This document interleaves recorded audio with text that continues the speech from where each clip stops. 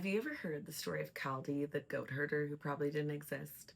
Hi, I'm Abby. I'm a mom of five, and I'm researching everyday items that I find in my home as I try to build a healthier lifestyle for my family. And I'm sharing everything I find here.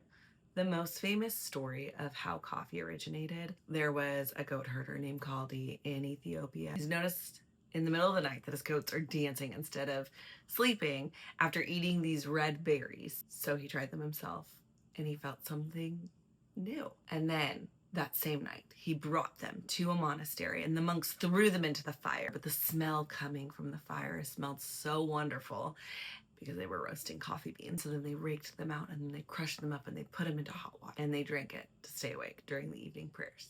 Historians agree that that story didn't exist. It's a myth, but it's like this beautiful picture of somebody tasted the beans and then they roasted the beans and then they realized that the beans tasted delicious and they gave them this newfound energy. So the story is stuck around. But here's the actual facts. Coffee originated in Ethiopia. It grew abundantly, it grew naturally, and then it was imported from Ethiopia all across the world. And before it was ever brewed into a drink, the Ethiopian traders just chewed the red berries on long journeys. The warriors ate them before battle. The Oromo people took them and mixed them with butter and made basically what we now know as a keto bomb, but they would take these balls and they would eat them and use it for energy. The actual drink came later. The Sufi monks in Yemen actually discovered that they could brew the beans and then drink it for long nights of prayer. What happened when that cup of coffee started to spread across the world gets a little bit crazy. So episode 2 of the history of coffee is about what happened when coffee reached the cities and what the rulers did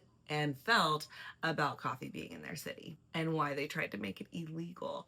Come back for part 2 of the history of coffee.